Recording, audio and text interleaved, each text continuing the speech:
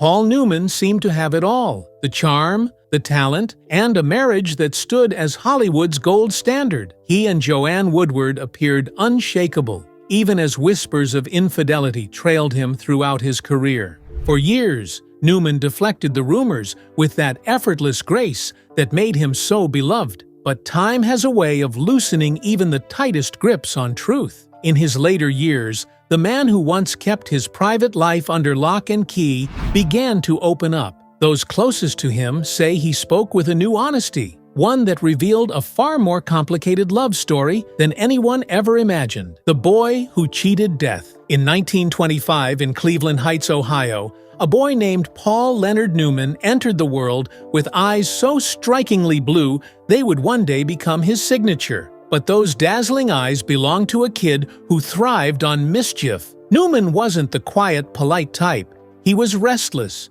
full of charm, and always finding trouble. Hollywood had no idea what was coming, but even then, trouble seemed to know his name. From an early age, Newman felt drawn to performing, yet fitting in was never easy. Growing up as a young Jewish boy, he often found himself excluded, shut out from the very circles his classmates enjoyed, even denied entry into his high school fraternity. A family friend would later say he had a rough time, though the harsher truth was that Newman was often his own toughest critic. Looking back on those years, he admitted that he wasn't naturally gifted at anything. Not in sports, not in academics, not in leadership, not even in love. At home, life was complicated. His father, Arthur, owned a sporting goods store and expected Paul to follow in his footsteps, but their relationship was cold. Arthur was hard-drinking, tough, and openly skeptical of Paul's potential, leaving his son feeling like a disappointment. His mother, Teresa, was a different challenge altogether. A perfectionist shaped by her Austro-Hungarian upbringing, she kept the house immaculate, emotions running high, and appearances obsessively guarded. One moment, she smothered Paul with affection. The next, she lashed out with explosive anger. From the outside, it looked like an orderly household. In reality, it was chaos hiding under polish. Still, Newman carved his own path. His very first role came at just 7 years old, when he stepped on stage as a court jester in a production of Robin Hood. Soon he was performing with the children's troupe at the Cleveland Playhouse, clearly bitten early by the acting bug. After finishing high school in 1943, he enrolled at Ohio University, joined a fraternity, and began his college life. But that new chapter was cut short by World War II. Eager to serve, Newman enlisted in the Navy, aiming to become a pilot. The common story later told was that colorblindness grounded him, but Newman himself admitted the truth. He simply wasn't strong with the mathematics required. His dream of flying was over, but not his service. He became a radio man gunner instead. Then came a twist of fate that could have changed everything. In 1945, Newman's unit was scheduled to join the USS Bunker Hill, a massive aircraft carrier. Just before departure, his pilot developed a sudden ear infection, forcing the entire crew to stay behind. That stroke of bad luck for one man spared them all. Days later, kamikaze pilots struck the Bunker Hill, killing hundreds of sailors. Had Newman boarded as planned, he almost certainly would have been among them. Surviving the war left him with a sense of purpose and a drive not to waste the second chance life had given him. Paul Newman returned home, alive, determined, and unknowingly on the path to becoming an icon. The secret that nearly ruined him. After World War II, Paul Newman was still searching for his path. He wasn't afraid to hustle, trying his hand at almost anything to make ends meet. He lugged around encyclopedias as a salesman, knocked on doors pitching products, and even stepped into the boxing ring for training. Eventually, his wandering landed him at Kenyon College in Gambier, Ohio. It was there that the acting bug bit him hard. He immersed himself in drama, threw himself into the college theater program, and in 1949 walked away with a degree in both drama and economics. From there, he hit the road, sharpening his craft with summer stock companies like the Belfry and Woodstock Players. These small stages became his boot camp. He followed that up with a year at the Yale School of Drama before taking the leap to New York City to study under the legendary Lee Strasberg. While honing his craft, Newman was also building his personal life. At Yale, he met Jackie Witt, who became his first wife in 1949. They married young, but it wasn't smooth sailing. Newman's mother, Teresa, looked down on Jackie, believing the daughter of a butcher wasn't a worthy match for her son. Still, that disapproval turned out to be the least of their challenges. In 1953, Paul Newman made it to Broadway with the play Picnic. It was on that stage that he crossed paths with Joanne Woodward, though neither realized in that moment that they were standing at the beginning of one of Hollywood's most legendary love stories. At first glance, Joanne wasn't swept off her feet. She thought Newman was handsome, yes, but in a clean-cut, overly polished way, like something out of an ice cream soda ad. He seemed too buttoned up, too conventional. The spark wasn't immediate. For Newman, it was different. He was drawn to her beauty right away, though over time he discovered there was far more depth to her than just her looks. What started as infatuation soon turned into genuine admiration. Slowly, Joanne began to see through the polished exterior and found herself won over by his sincerity and warmth. Their romance, however, didn't unfold neatly. At the time, Newman was still married to Jackie Witt and raising 2 children. When his connection with Joanne deepened, it began as an affair, hidden in secrecy. He was living a double life. On one side, the husband and father, and on the other, the man falling in love with a new woman.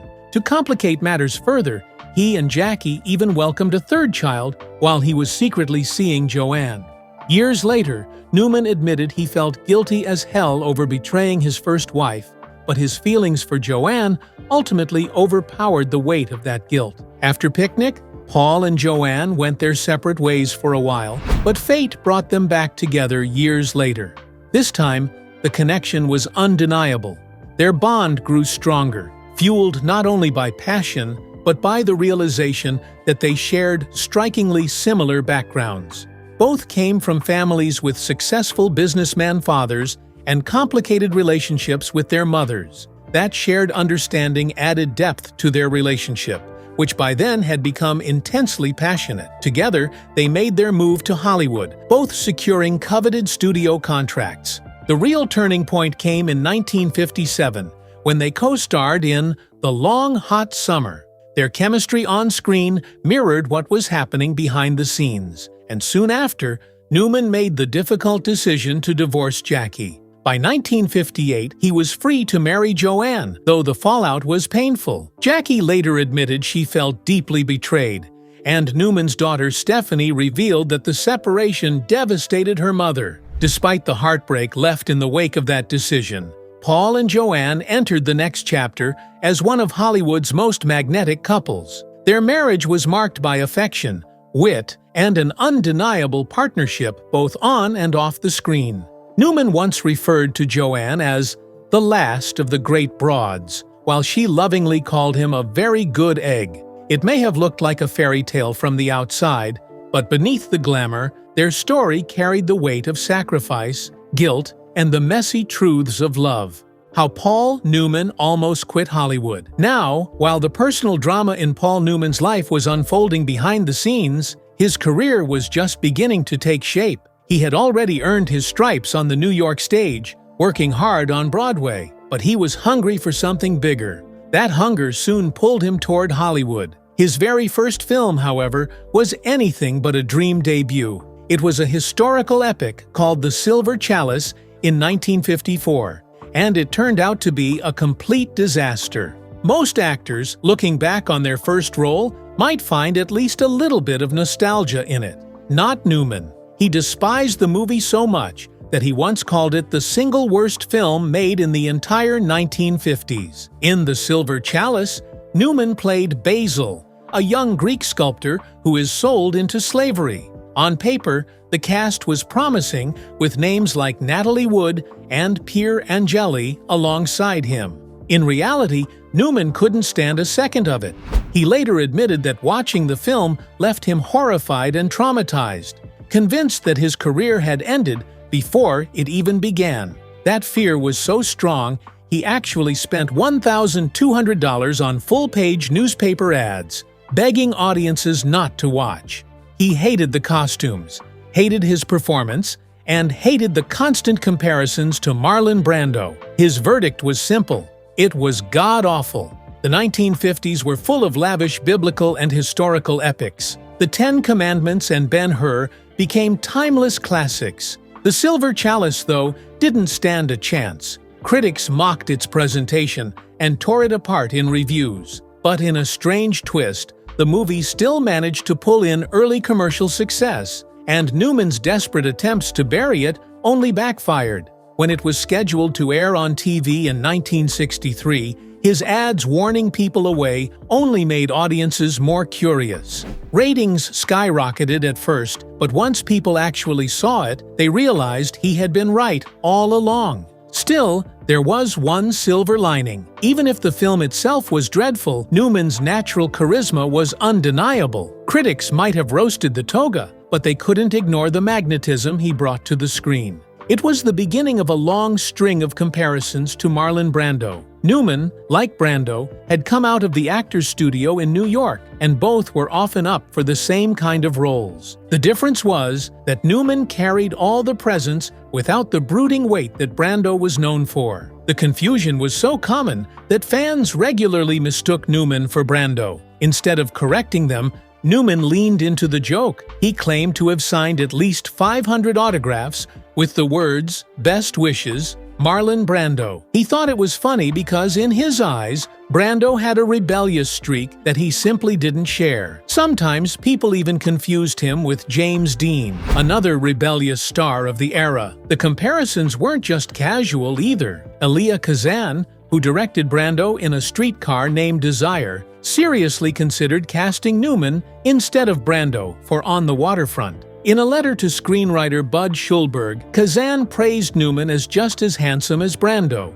maybe even more masculine, with plenty of power and sex appeal. But he admitted Newman wasn't on Brando's level yet as an actor. In the end, Brando got the role and walked away with an Oscar. So no, The Silver Chalice wasn't a win, but it didn't sink Paul Newman either. Directors and audiences could see the spark beneath the toga. Hollywood gave him another chance, and this time he was ready. After James Dean's untimely death, Newman stepped into the role of Rocky Graziano in the 1956 film Somebody Up There Likes Me. His performance was electric, raw, and completely convincing. The film not only saved his career, it put him on a path that would inspire actors for generations, even paving the way for stars like Sylvester Stallone. While Newman's rise to fame happened quickly, finding his true identity as an actor took more time. He didn't rush the process. Instead, he explored his craft, learned who he was, and slowly grew into the performer he aspired to be.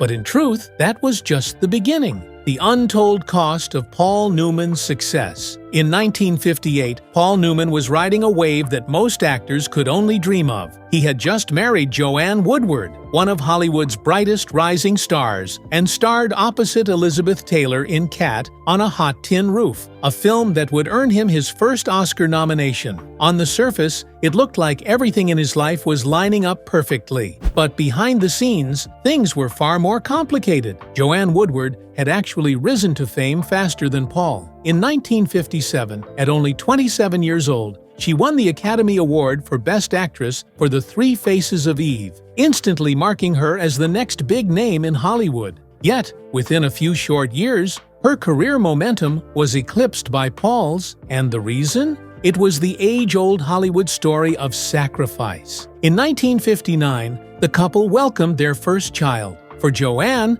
that changed everything. She felt a crushing guilt whenever work pulled her away from her children, and she soon began putting family life ahead of her career.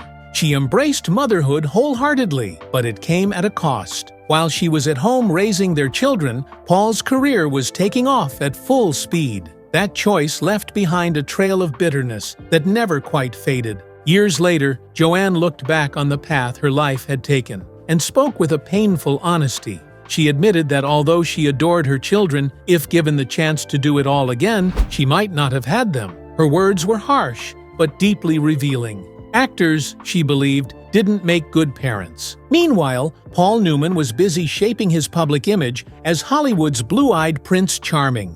His devotion to Joanne became part of his appeal, and one of his most famous remarks seemed to seal that reputation. Asked by Playboy how he managed to stay faithful to his wife, he famously replied, "Why go out for a hamburger when you have steak at home?" Fans loved it. The line became legendary, a quote repeated for decades. But Joanne despised it. To her, the comparison was anything but flattering. She later said it made her feel like nothing more than a piece of meat. Every time she heard that line repeated, she admitted, it made her want to burst. The reality of their marriage was far more complicated than the glossy image the public adored. Paul carried a heavy burden of guilt, especially when it came to his family. He was raising two very different households. His 3 children from his first marriage lived modestly, while his daughters with Joanne were growing up in a Beverly Hills mansion. That sharp contrast gnawed at him. Joanne did what she could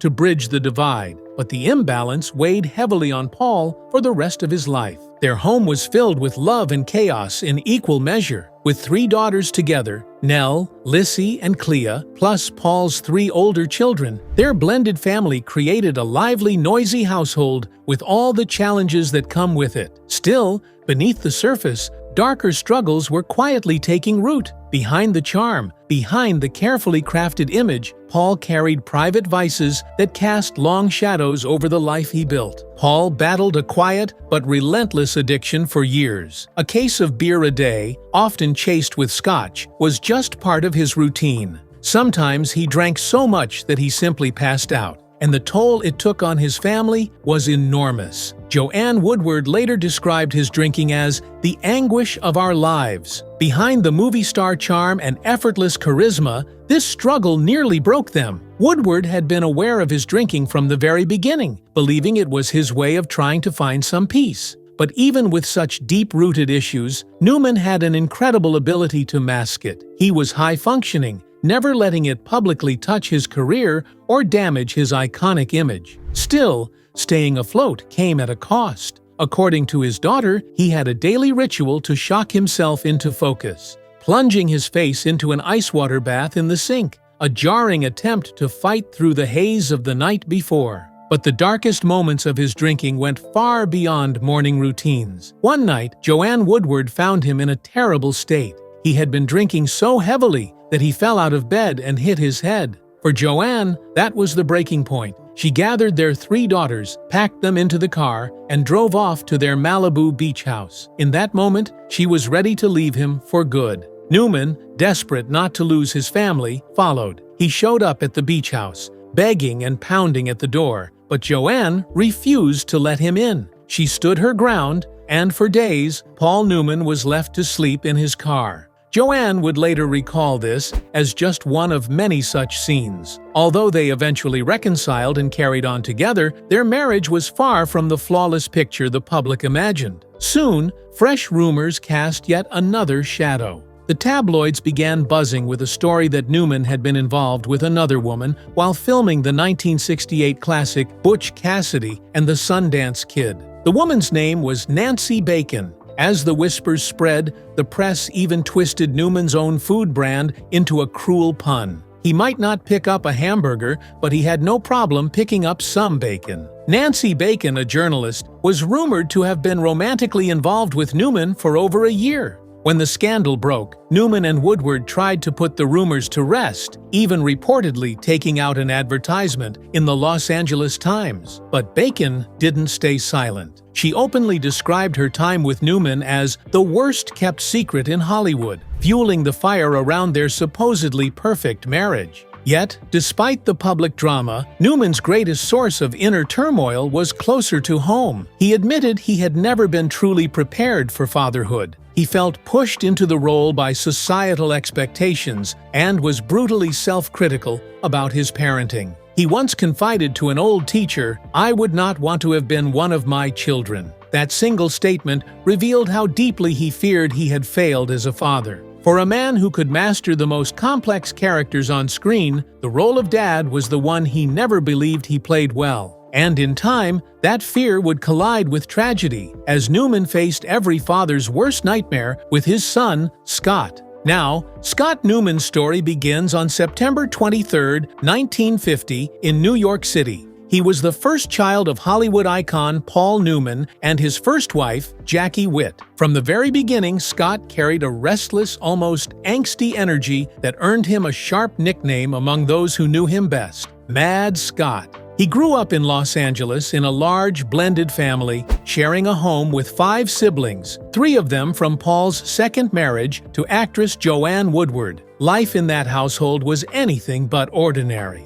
Being the son of 2 Hollywood stars meant Scott's world was constantly under the gaze of fans and reporters. As Paul Newman's eldest son, Scott bore a striking resemblance to his father, but the comparisons that came with it weighed heavily. He was determined not to ride on Paul's fame, refusing any special favors. He insisted that if he was going to act, his work needed to stand on its own. Still, the pressure of being forever measured against a Hollywood legend left him struggling. To friends, he confided that he felt like he lived in his father's shadow, admitting, "I'm Paul Newman Jr. You know, but I don't have his blue eyes. I don't have his talent. I don't have his luck. I don't have anything that's me." On the surface, Scott seemed to have it all. He was strong, good-looking, and appeared perfectly placed to follow in his father's footsteps. He picked up work in film production and as a stuntman, but often had to scrape by with odd jobs and loans from friends, money that too often fueled his habits rather than stability. As he once pointed out, despite the public perception, he didn't have a fortune. His deeper struggles began with drinking, a path that echoed his father's own battles with alcohol. What started as a crutch soon spiraled into reckless behavior. He had several run-ins with the law, including an incident where he slashed the tires of a bus and later clashed violently with police, all while intoxicated. Then, in 1978, tragedy struck. Scott was badly injured in a motorcycle accident. To manage the pain, he turned to painkillers, stacking them on top of his drinking. The downward spiral was fast and merciless. In November of that same year, a lethal mix of substances brought his story to a heartbreaking end. In November of 1978, tragedy struck the Newman family. Scott Newman, just 28 years old, accidentally overdosed on the 19th and died the following day. News reports at the time pieced together what had happened. According to early accounts, Scott had been taking pain medication for injuries he suffered in a motorcycle accident. And when those pills were mixed with alcohol, the result proved fatal. But, as with many stories like this, there were different perspectives on what truly led to his death. One friend believed the real weight-crushing Scott came from the impossible task of living up to his father's name. Another friend strongly disagreed, insisting it had nothing to do with being Paul Newman's son. For them, the truth was stark and devastating. Scott died because he battled alcoholism, a disease that does not discriminate, no matter who your parents are. For Paul Newman, the grief was overwhelming. Losing his eldest son left him not only devastated, but also buried under a mountain of guilt. In his memoir, he later admitted he had always believed Scott's struggles with drugs and alcohol were temporary, something his son would simply outgrow. He thought it was a phase of reckless youth, never once imagining it could cost Scott his life. Paul wrestled with haunting questions, wondering if there was some way he could have reassured Scott that he didn't need to live up to his father's image or prove himself through bravado. He often said that nothing could repair the guilt he carried over Scott's death. It would remain with him forever. His memoir revealed just how deep that guilt ran.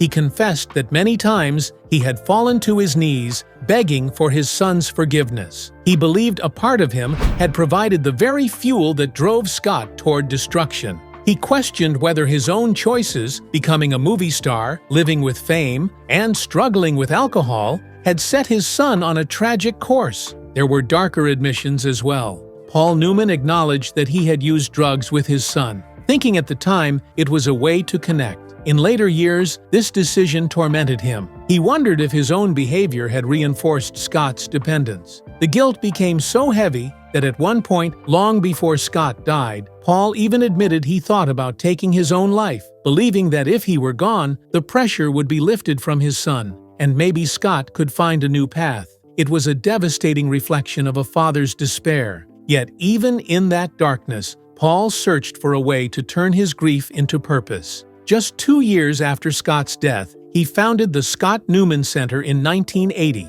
a place dedicated to educating young people about the dangers of alcohol and drug abuse, hoping no one else would have to endure the same loss. Over time, the mission grew, leading to the creation of the Rowdy Ridge Gang Camp, which supported families coping with the lasting impact of addiction. And through it all, Paul Newman's career on screen never lost its brilliance. Before death, Paul Newman admitted the truth about his affairs. Paul Newman and Joanne Woodward were married for 50 years, a rare milestone in Hollywood. Yet despite their long union, many observers saw them as an unusual match. Newman was the dazzling sex symbol, the man living in the fast lane and drawing headlines wherever he went. Woodward, on the other hand, carried herself with quiet strength and a far more subdued presence. On the surface, their worlds seemed mismatched, but together, they built one of the most enduring partnerships in film history. It was never a completely smooth ride. Rumors followed Newman for decades, whispers that he had been unfaithful, both during his first marriage to Jackie Witt and throughout his second marriage to Woodward. His denials never seemed to silence the speculation. Some stories even claimed that his affairs stretched across Hollywood royalty, with names like Marilyn Monroe, Grace Kelly, Judy Garland, and even Marlon Brando surfacing in the gossip. The actress Shelley Winters once added fuel to the fire, claiming before her death that she had relationships with both Newman and Brando at the same time.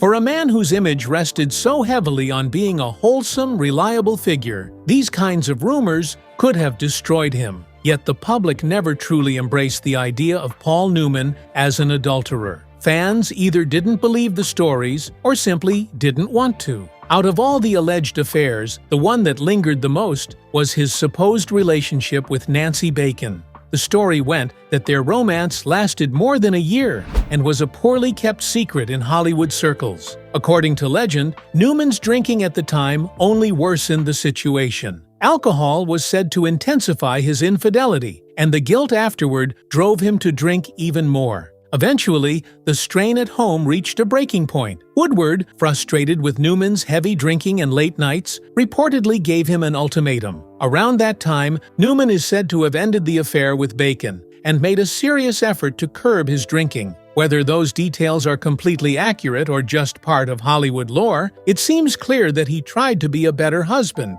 and it may well be the reason their marriage endured for so many decades. Through it all, Newman always maintained that he had never been unfaithful to either of his wives. Even in his final years, he and Joanne remained deeply devoted. Friends and family recalled that, as he lay on his deathbed, his entire face would brighten whenever she walked into the room. Yet the rumors never fully disappeared. More than a decade after Newman's passing in 2008, Joanne Woodward still finds herself facing questions about his alleged affair with Nancy Bacon. She has always stood firm, insisting the story was nothing more than gossip. For all the speculation, what remains certain is that Newman and Woodward shared one of Hollywood's great love stories. Flawed, complicated, but lasting until the very end.